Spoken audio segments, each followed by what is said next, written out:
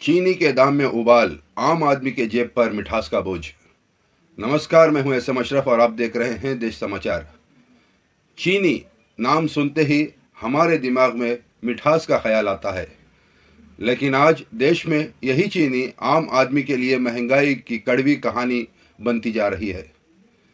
चाय में चीनी कम हो गई है, मिठास की कीमत बढ़ने वाली है।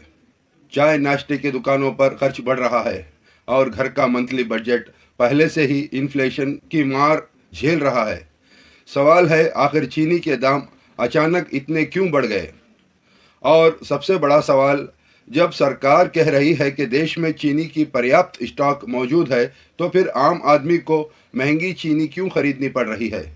सरकार के अपने आंकड़ों के मुताबिक 20 जुलाई 2026 को देश में चीनी का एवरेज रिटेल प्राइस करीब 48 रुपये 18 पैसे प्रति किलो था। 20 अगस्त तक ये बढ़कर 55 रुपये 70 पैसे प्रति किलो हो गया है, यानी करीब एक महीने में एवरेज प्राइस में 15% से ज़्यादा की बढ़ोतरी। लेकिन कई मार्केट में सिचुएशन इससे भी ज़्यादा गंभीर बताई जा रही है। कुछ जगह रिटेल प्राइस 65 से 70 रुपये प्रति किलो तक पहुंचने की रिपोर्टें हैं। यानी जिस चीनी को कुछ समय पहले आम परिवार बिना ज्यादा सोचे खरीद लेता था, अब वही हाउस होल्ड बजट में एक और प्रेशर बन रही है। अब यहाँ सरकार की तरफ से कई रीजंस बताए जा रहे हैं। सरकार का कहना है कि इस साल शुगर प्रोडक्शन कम रहा।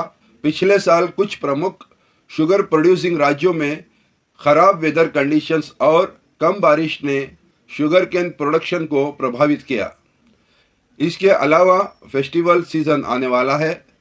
त्योहारों में मिठाई, बेकरी प्रोडक्ट्स और दूसरे फूड आइटम्स में शुगर की डिमांड बढ़ती है। यानी एक तरफ सप्लाई पर प्रेशर है और दूसरी तरफ डिमांड बढ़ रही है। लेकिन कहानी इतनी सिंपल भी नहीं है, क्योंकि सरकार खुद कह रही है कि देश में पर्याप्त स्टॉक मौजूद है। तो फिर सवाल उठता है कि अगर स्टॉक पर्याप्त है तो फिर रिटेल मार्केट में प्राइस इतनी तेजी से क्यों बढ़ रही है?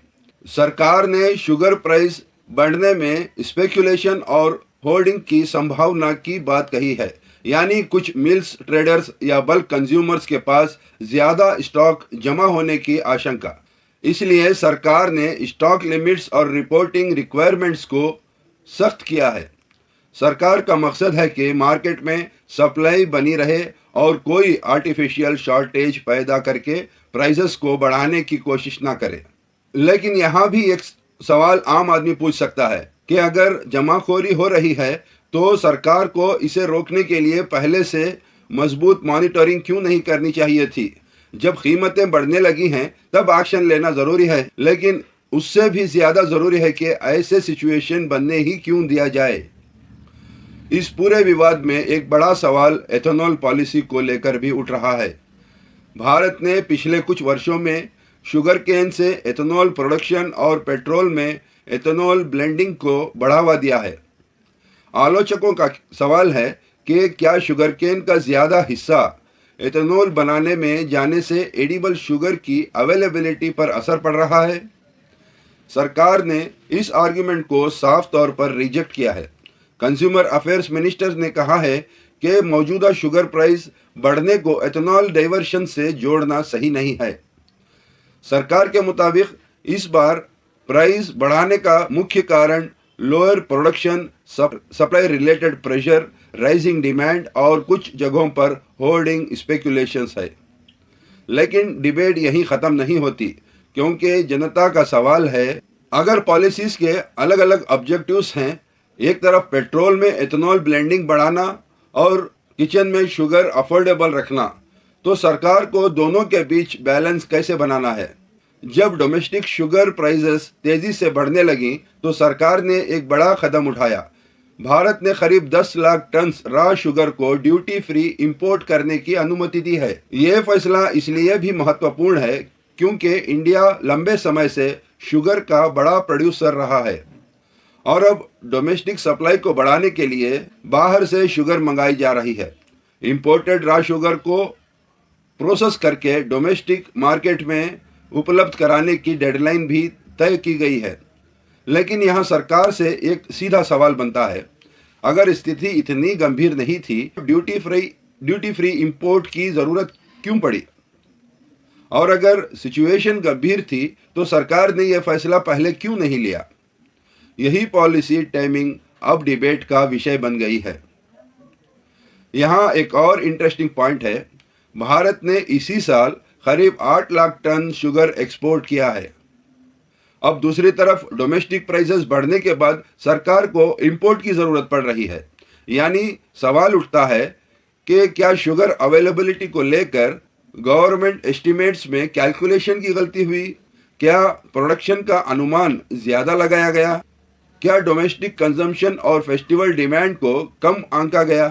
कुछ एनालिस्ट और इंडस्ट्री ऑब्जर्वर्स का मानना है कि प्रोडक्शन एस्टिमेट्स और एक्चुअल अवेलेबिलिटी के बीच गैप ने मौजूदा सिचुएशन को मुश्किल बनाया है। यहाँ किसी एक व्यक्ति या एक पॉलिसी को जिम्मेदार ठहराना आसान होगा, लेकिन असली सवाल सिस्टम का है। क्या सरकार के पास रियल टाइम स्टॉक और डिमांड का सही डेटा था? अगर था तो प्राइसेस इतनी तेजी से क्यों बढ़ी? और अगर नहीं था तो पॉलिसी डिसीजंस किस आधार पर लिए गए?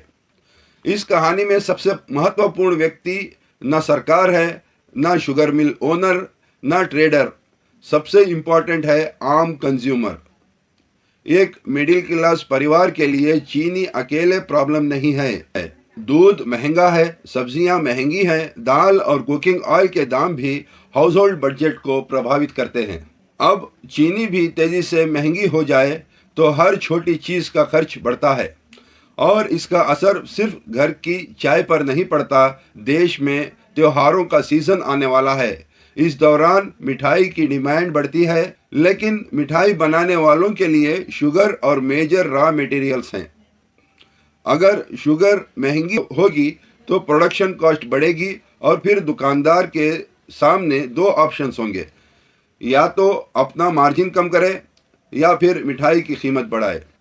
इसका सीधा असर कंज्यूमर पर आएगा। यानी चीनी की कीमत बढ़ने का असर सिर्फ 1 किलो चीनी खरीदने वाले परिवार तक सीमित नहीं है, ये पूरी फूड इकोनॉमी में रिपल इफेक्ट्स पैदा कर सकती है। सरकार कह रही है शुगर स्टॉक्स एडिक्वेट हैं, सरकार कह रही है प्राइसेस को मॉनिटर किया जा रहा है, सरकार ने इंपोर्ट की अनुमति दी है, स्टॉक लिमिट्स लगाई हैं, होर्डिंग्स पर नज़र रखने की बात कही है। ये सारे स्टेप्स अपनी जगह ज़रूरी हैं, लेकिन आम आदमी का सवाल बहुत सिंपल है, मुझे बाज़ार में चीनी कितने रुपए किलो मिलेगी? अगर सरकारी एवरेज 55 रुपये 70 पैसे है, लेकिन कई जगह कंज्यूमर 65 से 70 रुपये दे रहा है, तो इस डिफरेंस को ख़त्म करने की जिम्मेदारी किसकी है? यही वो सवाल है जिसका जवाब सरकार को, जनता को साफ साफ देना चाहिए। सरकार की आलोचना का मतलब ये नहीं है कि हर पॉलिसी गलत है और विपक्ष की हर बात सही है, ऐसा भी नहीं। लेकिन लोकतंत्र में सरकार से सवाल पूछना ज़रूरी है। अगर एसेंशियल्स कमोडिटी की कीमत तेज़ी से बढ़ती है तो सरकार से पूछा जाएगा प्लानिंग कहाँ थी, स्टॉक मॉनिटरिंग कहाँ थी, प्राइस कंट्रोल मैकेनिज्म कहाँ था। सबसे ज़रूरी, आम आदमी को राहत कब मिलेगी? क्योंकि सरकारी प्रेस रिलीज में प्राइस 55 रुपये 70 पैसे हो सकती है, लेकिन अगर गरीब या मिडिल क्लास परिवार को बाजार में 65 से 70 रुपये देना पड़ रहा है तो उसके लिए वास्तविक प्राइस वही है जो आपकी जेब से निकल रही है। सरकार को उम्मीद है कि ड्यूटी फ्री इंपोर्ट से डोमेस्टिक सप्लाई बढ़ेगी, स्टॉक लिमिट्स और मॉनिटरिंग से होल्डिंग पर कंट्रोल होगा और फेस्टिवल सीजन में डिमांड बढ़ने के बावजूद प्राइसेस को स्टेबल रखने की कोशिश की जाएगी। लेकिन आने वाले कुछ सप्ताह बेहद इम्पोर्टेंट होंगे, क्योंकि अगर इंपोर्टेड शुगर समय पर मार्केट में नहीं पहुंची, अगर प्रोडक्शन एस्टिमेट्स फिर गलत साबित हुए या अगर होल्डिंग्स पर इफेक्टिव एक्शन नहीं हुआ तो चीनी की कीमतों पर प्रेशर बना रह सकता है। चीनी सिर्फ एक कमोडिटी नहीं है, भारत जैसे देश में यह हर घर की ज़रूरत है। चाय से लेकर मिठाई तक, बिस्किट से लेकर बेकरी तक, हर जगह शुगर इस्तेमाल होती है। इसलिए जब चीनी महंगी होती है तो सिर्फ एक प्रोडक्ट महंगा नहीं होता, पूरे हाउस होल्ड बजट पर असर पड़ता है। सरकार ने अब कदम उठाए हैं, लेकिन जनता का सवाल है ये कदम प्राइस बढ़ने के बाद क्यों उठे? और क्या सरकार ये सुनिश्चित करेगी कि आने वाले त्योहारों में आम आदमी को अपनी थाली और अपनी चाय में मिठास रखने के लिए ज़्यादा कीमत ना चुकानी पड़े? क्योंकि महंगाई के दौर में आम आदमी को सिर्फ ये सुनना नहीं है कि स्टॉक पर्याप्त है, उसे बाजार में जाकर ये महसूस भी होना चाहिए कि चीनी सच में सस्ती है और उपलब्ध है। मैं हूं एसएम अशरफ, आप देख रहे हैं देश समाचार। सवाल पूछते रहिए, क्योंकि सवाल ही लोकतंत्र की असली ताकत है।